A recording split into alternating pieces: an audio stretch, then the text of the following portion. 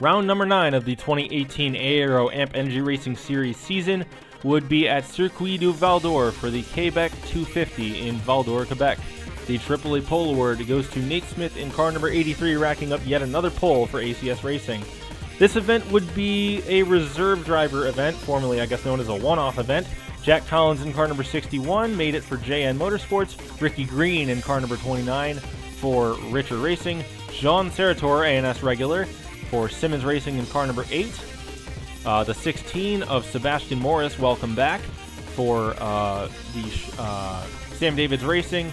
And Silver Cody in car number 00 would also be in this event, as Smith and Alex Yates lead the field to the green flag down this long front stretch leading into a long sweeping turn number 1. As Alex Yates gets a nice run out, everything seems to be clean so far through one corner. However, as the lap progressed, we got some 3-wide action. James Rodan and Brad Curtis make contact. Kane Dwyer gets sent off to the inside. He merges back in with Jimmy Cohone and Kent Grosso as they make a little bit of contact. No harm, no foul. Oh, Kent Grosso goes around. He goes into the outside wall. That'll draw our first caution of the day, as Grosso just kind of got forced out. Tried to get back in line, but Jonathan Ringer was already there, and he and Jerry Richardson make contact, and the 66 as a result goes off. No real harm to Grosso's car other than a scrunched up rear end, as Yates would lead the field shortly back to the restart on lap number 4. Cautions that this track will obviously not be very long, given how long the circuit is. As he leads the field into turn number 1, Nate Smith hot on his heels. As Yates has missed a race so far this year, but he has overall done very well overall this season. As a little bit of contact maybe between the 1 and the 83, but Smith goes off into the gravel, tries to regain control of his car, gets into Jalen Scranton on the merge attempt, and both of those two go off as the second caution of the day flies once again in that corner. Oh, Ike Durbin and Kent Grosso with some heavy front end damage. As here's coming to the restart. Oh, the 86 and the 66 make contact. Grosso gets turned into the wall. Ike Durbin's off in the gravel at this point. He can't slow down. He can't turn out of that. And he runs into the tire barriers at the end of the last corner. Kent Grosso, ooh, hard impact into the wall for the 66 car. Grosso would climb out of that car a little grudgingly, but he would be okay. Just a little bit sore. I was looking from Jalen Scranton after the restart at this incident, as Smith ran it out wide, tried to merge safely, was unsuccessful in such efforts, and Scranton gets some rear end damage to that 26 car. He would keep going without too much harm done to that car. As Yates leads the field of Herb Cilantro in second, Casey Lester in third, Jack Collins with a nice run in fourth, and Jared Cash in car number 0 in fifth, facing some pressure from Seth McGuire. As they go through turn number 1, Cilantro looks low underneath. Yates is unable to make a surefire pass happen. So we're on board with Casey Lester back in the Aflac colors this week, car number 87. Tries to make something happen, can't do so. He runs just a little bit wide of the curbs and merges back safely. Oh, hello, Jared Cash, making a move for fourth. Both of these two drivers finished inside the top 5 the last time we were at a road course, which was Willow Point a couple weeks ago. So these two very clearly know how to navigate road courses, also in these stock cars. As Pat McKenzie in car number 82 runs that little chicane wide, gets into Aaron Anderson, and he spins off. They were running about mid-pack, and this is only going to hurt Pat McKenzie's efforts, as Cody Lochner and Aaron Gallagher, both of his teammates, missed the show, and this is certainly not going to help Garth Enterprises' spirits. So another unfortunate break for Pat McKenzie here. Herb Cilantro makes another dive underneath Alex Yates. He's hungry to get this lead, and a little bit of contact there. The 42 runs it a little bit wide, tries to merge it. A little bit of contact between the 42 and the 0 of Jared Cash, and no real harm done other than some minor front end damage, some minor hood damage on car number 0. But Cilantro is kind of becoming a little concerning for some of these team owners, but pretty entertaining as a fan. Kenny Gerald's Incorporated has 2 of their cars within the top 3, the third of them being Madison Vermette in 13th. So really shows how strong this team has been all season long. We expected Alex Yates to be good, maintain kind of the front-runner form that he's had over the past couple of years, whereas Cash and Vermette were sort of wild cards.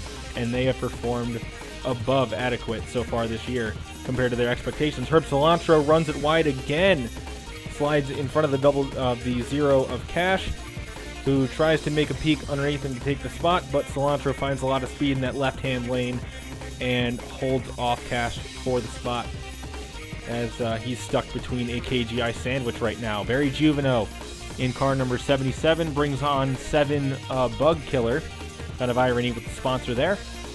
He's battling with Aaron Anderson within the top 20. They make a little bit of contact. Juveno runs it out wide, tries to keep it on track. Jonathon Ringer's there. He gets turned hard into the outside wall.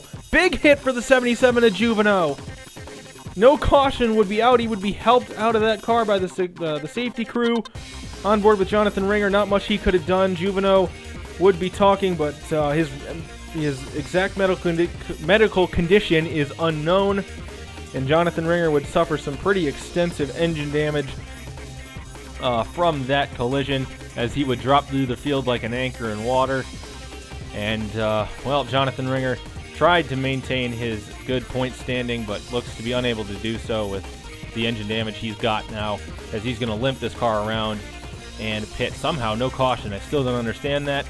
Herb Cilantro again off the road. Somebody get a hold of this man and tell him he needs to cool his jets here, as Cilantro still hanging on to second, as we got Alex Yates running the final few corners wide. Cilantro sees yet another opportunity to pounce. They make contact. Yates goes into the inside wall. Pretty hard contact. Caution on lap number 13, and Seth McGuire hammers into the side of the one car. As Yates goes flipping down the front stretch, that'll be a red flag. I did not like the look of that. And it's hard to really tell who was at fault for that when Yates goes into the inside wall pretty hard. Oh!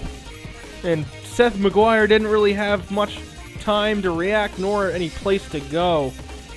And you can't really help but feel bad for both of them, who are having great runs respectively. Seth McGuire he committed to the high line. He didn't have many options at that point. That's going to take him out of this one. He gingerly climbed out of that number 6 car. So he appears to be okay. Alex Yates, we're not so sure as we take a look at this one in 1/3 speed. As, Herb Cilantro, if he wins this one, is not going to have a very popular reception with the fans. And that is a rather concerning impact from Seth McGuire. As Yates flipped upside down, the red flag that we would go under would last approximately about 20 minutes or so. Cars would be parked on the other side of the track while the safety crews obviously clean this one up. Yeah, it looks like Yates kind of merged on corner exit. Didn't really expect Cilantro to be there. Cilantro was just trying to attack for position. But vengeance for KGI, as Jared Cash takes the lead from Cilantro before they reach the start-finish line. And once the cars got all back going, they would all come into the pits and get 4 fresh tires and a full tank of gas. We see them all pouring, not a single car, other than Jonathon Ringer, you see there, stayed out. As Herb Cilantro and Casey Lester leaving the pits, Steven Cortez would come out in 5th technically.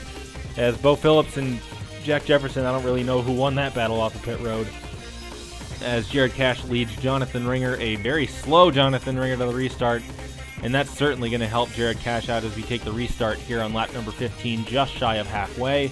Herb Cilantro peeks to the inside of a slow Jonathon Ringer. Why he stayed out, I don't know. Knowing how slow he was compared to the rest of the field, and this was going to happen. I don't know how he didn't anticipate this was going to be what happened. Casey Lester, as a result, would get held up in car number 87, and I'm sure he didn't have very nice things to say over the radio to one Mr. Jonathon Ringer.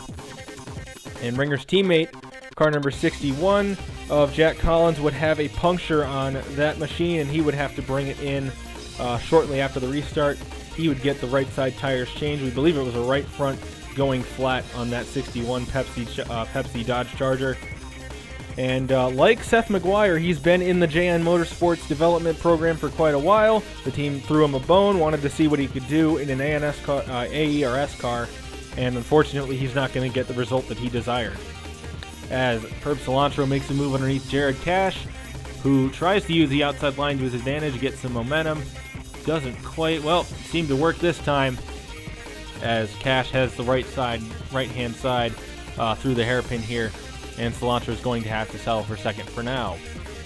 As we continue to look at Jonathon Ringer, he gets split on both sides by Jordan Tipson and Jerry Richson, as they both go by him. Yes, that is 4 positions. Kind of hard to believe, as Ringer could still be a lap car at the end of this one as he holds up Chad Lipinski and Carson Crompton here. But yeah, the rate that Ringer's going, he could be lapped if the leaders are quick enough. As Crompton trying to find a way around him, Ringer moves to the right-hand side, and that's going to allow Chad Lipinski to go by in the left lane. So Jonathon Ringer just trying to salvage what he can out of today, trying to keep it out there, trying to, stay out on track, try and gain positions if other people retire. That's effectively his end game at this point. As Jack Jefferson in car number 52 going for his second win in 3 races, second road course win in the 2 road courses that we've run so far this year, as he makes a move underneath Jared Cash. Well, rather, he's right behind either of the 2 leaders if they have problems. The 42 and the 52 both go off through that corner.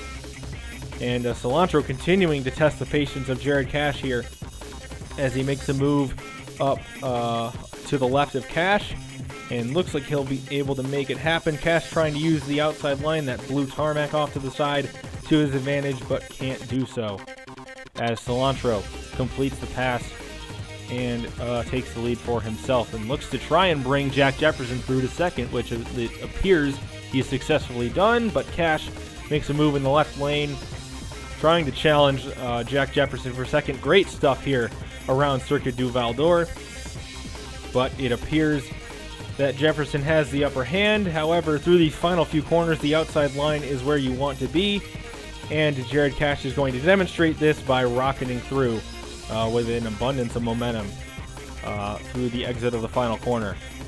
But Jefferson, with some draft from the 0 car, is going to make an effort to pass Cash once again. Madison Vermette back there in 4th, so KGI still looking strong despite the 1 car being retired. James Rodin and Sean Glossum battling within the top 15. They make contact as Glossum ran the corner wide. Rodin has had a pretty poor start to this one and has rebounded quite nicely. Contact between Jared Cash and Jack Jefferson sends the 0 car off. I'm sure Cash didn't appreciate that when he runs the 52 up the track, trying to defend the second position, but doesn't appear to be working as such. Jefferson didn't really see a whole lot wrong with that one as he runs the 0 car up just a little bit and takes the second spot away. As Madison Vermette pursuing Jared Cash in car number 4 as we approach lap number 22, makes a little crossover move on his elder teammate into the hairpin and exiting. It looks as though Vermette will have the upper hand. Cash trying to fight back, but it appears Vermette will be able to stand strong and pass his teammate for 3rd. Casey Lester trying to follow through for the 4th position in car number 87. Greg Nee behind both of them as well, having a quiet run. His teammate Jack Jefferson, approaching 10 laps to go, has caught Herb Cilantro and looks to be poised to make a move in the closing stages of this one. That's how he won at Willow Point. And now, approaching lap number 28, Jefferson makes a dive, can't quite make the pass stick, and Herb Cilantro maintains the lead of this one. And fuel mileage, as I mentioned earlier during pit stops, would once again be an issue. So it looks as though Jefferson might be in luck as he's got some draft from the 42 car of Cilantro, but Jonathon Ringer would come to find in that 36 crew that he would not be able to make it the rest of the way on gas. Not like it mattered, he was several laps down, on the verge of being lapped. There's Herb Cilantro in the background coming in. I don't know if you saw that blip in the background, but Herb Cilantro there you see pits with just 4 laps to go, and that is a heartbreak for the Jacques Alone Motorsports team. And Cilantro, despite the kind of calamity that he has been surrounded with all day, will not win this one. Madison Vermette will not win this one either, nor will Clyde Lattinger in car number 34. They decided that it would not be worth the risk to make it, try and attempt to make it the rest of the way. Jack Jefferson is in prime position now to get his second career win, second win in 3 races. He's got quite a gap between Jared Cash, Casey Lester, and Greg Nee now, as this is the battle for second. Lester trying to make a move underneath Cash is unable to do so, and Greg Nee waiting in the wings behind both of them in case one of them slip up. But this is going to mean Jefferson has all the room in the world to back off in case he needs to save fuel. Steven Cortez, also in car number 96, having a brilliant run for Sam Davids Racing back in 5th. Bo Phillips, unfortunately for him, is going to have to come into the pits with just a couple laps to go. Shotier Motorsports, this is their home race as they are based out of Montreal. And Phillips was looking to get them a good finish. Sadly, will not be meant to be, as Jack Jefferson takes the white flag, and he's got, I would say, about 6 seconds or so from car number 87. And keep in mind, Lester did get some draft from the KGI cars that were battling in front of him earlier on in this one, and Jared Cash, who now it looks like Lester is going to go around for second place on the white flag here. So it looks like one of these two at the 52 runs out will be the beneficiary. As, looks like Cash is a little slow. That, or he just got past position. As, looking at this camera angle, yep, the 53 is going around and the 0 car is out of gas. Jared Cash is out of fuel on the white flag, and that is concerning for a lot of these front runners. John Glossom goes by for 5th. And poor Jared Cash, who had been running up front all day, will not get the result to show for it. And it doesn't look like he's going to even be able to finish this one. He's going to run out before he gets the chance. And the 87 car is closing. Jack Jefferson's out of gas. The leader's out of gas in the last lap. He's only got a few more corners to go. I don't think he can coast from here. There goes Lester in the car number 87. His teammate, Greg Nee in the 53, also goes by. Steven Cortez, he runs into him there. Jack Jefferson's not going to win this one. Unfortunate break for him going through the final few corners. And he is dejected with this one, as you can imagine. But Casey Lester, it's Christmas morning for him. He's handed the lead of the race, and the final few corners are all he's got left to navigate. And he does. He can coast from here. And after the misfortune that he's had in the opening part of this season, with being caught on pit cycles or mechanical troubles, what have you, Casey Lester in car number 87 breaks through, follows through on his face space promise, and wins the Quebec 200 here at Circuit du Val-d'Or. He tested here during the lockout last season in open wheel, and it appears to have paid off as he would come down pit road, get this car loaded with fuel, and do burnouts for these fans who stayed through that red flag. And boy, you can imagine that he is elated about this one. This is the first win that he's gotten since Saskatchewan in 2014, the season finale. And boy, I don't think he cares about the condition of this car. There, he just blew the right rear tire off of it. As I don't think he's concerned about the condition of this car as much as he is celebrating this one with victory burnouts. So congratulations to him and that entire 87 team on a, I guess, well-fought victory. He played the strategy right and was able to reap the rewards as a result. Greg Nee comes home in second place. A very quiet run for him. It very nearly paid off. Had the 87 run out, the 53 would have been the winner. And I guess it would have been 2 for 2 for Jerry Ripson Motorsports on road courses this year. Steven Cortez with his career best finish of 3rd place. Ricky Green, probably an even quieter run than Greg Nee. He comes home in 4th. Ashton Short rounds out the top 5 in 5th. A fantastic day for Sam Davids Racing. Darcy Lusk in 6th and Brad Curtis 7th. A nice little run for Silver Green Racing as well.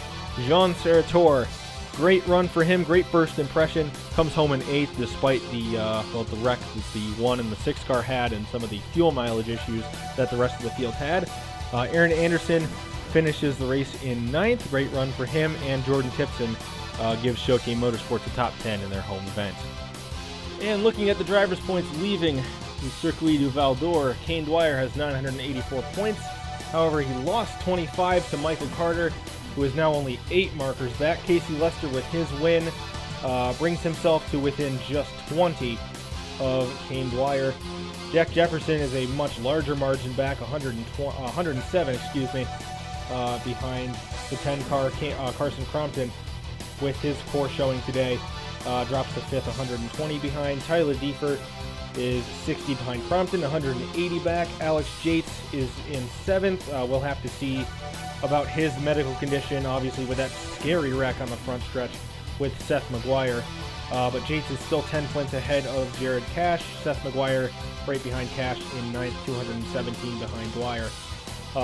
We're not entirely sure still on their medical conditions. We're certainly hoping for the best, but it's subject to change in the next coming weeks or so. They get an announcement and see hopefully that these drivers will be cleared to race. Greg Nee in 10th place has missed 3 races this season and has worked his way inside the top 10 in points. It's crazy. He's finished inside the top 10 5 out of the 6 races that we've run so far. Alex Yates missed Livonia and he's up to 7th. So I suppose anything is possible, but it is just remarkable what this Jerry Richardson Motorsports team has truly been capable of this season.